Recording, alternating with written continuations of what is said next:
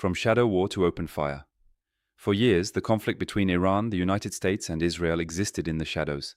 Cyber attacks without signatures, explosions without official claims, missile strikes attributed to unknown sources. A silent war, calculated, contained, deniable. But then, the shadows disappeared. In a coordinated military operation, Washington and Tel Aviv launched direct strikes on Iranian territory. Not through proxies, not through covert sabotage, but openly. Air power, cruise missiles, strategic targets, nuclear facilities, ballistic missile infrastructure, air defense systems, command centers. This was not symbolic retaliation, it was structural. For decades, deterrence in the Middle East relied on ambiguity. Red lines were implied, not declared. Retaliation was calibrated to avoid full-scale war. That framework may now be broken. Why now? Was it intelligence pointing to an imminent nuclear breakthrough? Was it the acquisition of advanced missile systems threatening regional naval dominance? Or was it a political shift in Washington, a doctrine favoring decisive action over prolonged negotiation? Behind every strike lies a calculation, but behind every calculation lies risk. Iran now faces a strategic dilemma: respond weakly and lose deterrence credibility, respond massively and ignite regional war. And the region is not isolated.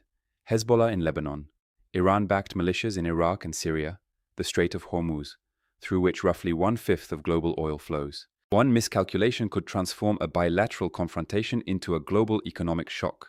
Energy markets, financial systems, military alliances, all interconnected. This is no longer a shadow war, it is a visible test of power, deterrence, and restraint. Tonight we break down the nature of the strike, the political and strategic triggers, the escalation scenarios that could reshape the Middle East. Because in modern geopolitics, wars do not always begin with declarations. Sometimes they begin with precision, and the question is no longer whether the region has changed. The question is how far this escalation can go. The nature of the strike. The operation marked a dramatic shift in Middle Eastern geopolitics. What had long been a shadow war, covert cyber operations, proxy attacks, targeted assassinations, and deniable sabotage, transformed into something overt and kinetic. This was not an isolated airstrike. It was a coordinated military operation between Washington and Tel Aviv, combining precision air power and sea-launched cruise missiles in a synchronized assault on Iranian strategic infrastructure. According to regional analysts, the targets were carefully selected to degrade Iran's long-term military and nuclear capabilities. Among the primary objectives were key nuclear facilities, such as Natanz and Fordo, sites long suspected by Western intelligence of advancing uranium enrichment capacity. In addition, ballistic missile installations, air defense systems, and command and control centers were reportedly struck. The goal was not symbolic retaliation. It was structural degradation. Strategically, this represents a turning point. For years, confrontation between Iran, the United States, and Israel operated below the threshold of declared war. Israeli airstrikes in Syria, cyber operations against enrichment facilities, and attacks on shipping lanes were part of a controlled escalation model. This operation crossed that threshold. It marked one of the first large-scale, openly acknowledged direct strikes on Iranian territory by the United States and Israel acting in concert. The military doctrine behind such an operation is rooted in preemption. If intelligence assessments indicated accelerated nuclear progress or imminent acquisition of advanced missile systems, decision-makers may have concluded that delaying action would increase long-term risk exponentially. Precision strikes serve multiple purposes. 1. Destroy or delay critical capabilities. 2. Signal deterrence. 3. Demonstrate alliance cohesion. 4. Redefine escalation boundaries. However, striking hardened nuclear sites such as Fordo, built deep underground, requires advanced bunker-penetrating munitions and complex operational planning. This suggests months of preparation, intelligence coordination, and logistical alignment. The naval component further underscores the scale. Sea-launched cruise missiles allow extended-range precision strikes while limiting pilot exposure and maintaining strategic ambiguity during early launch phases. Politically, the operation sends a message beyond Tehran. It signals to regional actors, including Gulf states and non-state militias, that the United States and Israel are prepared to move from containment to direct confrontation if perceived red lines are crossed. But such actions carry inherent risk. Direct strikes reduce plausible deniability. They compress diplomatic maneuvering space. They force retaliation calculations. When shadow conflict becomes open conflict, escalation ladders shorten. The operation, therefore, is not merely tactical, it is historical. It marks the transition from covert rivalry to overt military confrontation, a shift that could redefine power balances across the Middle East. The immediate objective may be capability degradation. The broader consequence may be strategic instability. And in a region where alliances are layered and rivalries interconnected, even limited strikes can trigger unpredictable cascades. This is no longer a war of shadows. It is a visible test of deterrence and of restraint. The political and strategic triggers. Every major military strike is preceded by a political calculation. In this case, three strategic drivers appear to have converged: intelligence warnings, American political doctrine, and Israeli red lines. First, the intelligence factor. Reports suggest that Western and regional intelligence services detected accelerated Iranian military development. Among the most concerning elements were alleged negotiations for advanced supersonic anti-ship missile systems, specifically the CM-302, which could significantly threaten naval assets in the Persian Gulf. At the same time, nuclear monitoring assessments reportedly indicated rapid progress in uranium enrichment capability. While enrichment does not automatically equate to weaponization, the threshold between civilian nuclear capability and military potential can narrow quickly once technical mastery is achieved. From a strategic standpoint, the fear is not the present capability, it is the shrinking breakout time. If policymakers believed that Iran was approaching either missile parity in the Gulf or nuclear threshold status, the incentive for preemptive action increases dramatically.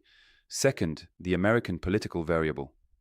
With President Donald Trump returning to office, U.S. Middle East posture shifted toward assertive deterrence. Historically, his doctrine emphasizes visible strength, unpredictability, and rapid escalation dominance. Under this framework, perceived threats are addressed early, rather than managed through prolonged diplomatic engagement. The argument behind such a doctrine is simple. Deterrence is strongest when adversaries believe you are willing to act decisively. This creates a compressed decision timeline.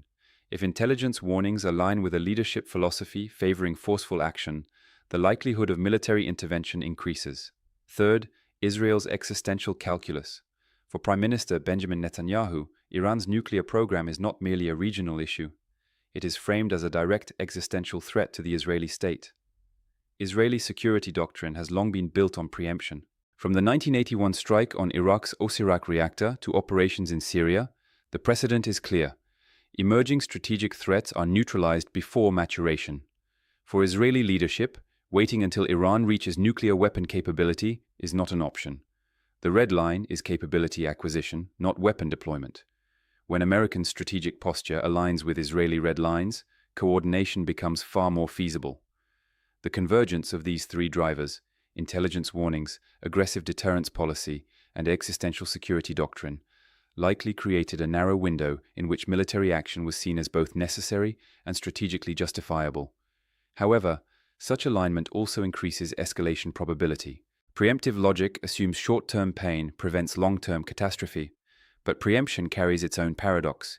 It may delay capability development, yet it can accelerate conflict. In geopolitics, timing is everything, and in this case, timing appears to have overridden caution. Chapter 3. The escalation scenario. Once direct strikes occur, the strategic question shifts from why to what next. Iran now faces a dilemma. Respond too weakly, and deterrence credibility collapses. Respond too strongly, and regional war becomes unavoidable. This is the escalation trap. Iran possesses multiple asymmetric levers. The first is Hezbollah in Lebanon. With an estimated arsenal exceeding 130,000 rockets and missiles, Hezbollah represents the most immediate and devastating proxy threat to Israel. A coordinated barrage could overwhelm missile defense systems and force Israel into a large-scale northern campaign. But deploying Hezbollah at full capacity risks massive destruction inside Lebanon and potential international backlash. The second lever lies in Iraq and Syria. Iran-backed militias operating in these territories have repeatedly targeted U.S. bases with drones and rockets.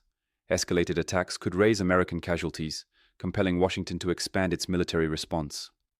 The third, and most globally significant lever, is the Strait of Hormuz. Approximately 20 to 21% of global oil transit passes through this narrow maritime corridor. Even partial disruption would spike energy prices worldwide within days. A closure attempt would not only affect the United States and Israel, but Europe, China, India, and global markets simultaneously. This transforms a regional conflict into an economic shockwave. However, closing Hormuz would likely trigger a multinational naval response, potentially isolating Iran diplomatically and militarily. Therefore, Tehran's decision matrix revolves around calibrated retaliation. Possible responses include limited missile strikes on Israeli military infrastructure, controlled proxy escalation without full mobilization, cyber attacks targeting Western infrastructure, maritime harassment without full blockade.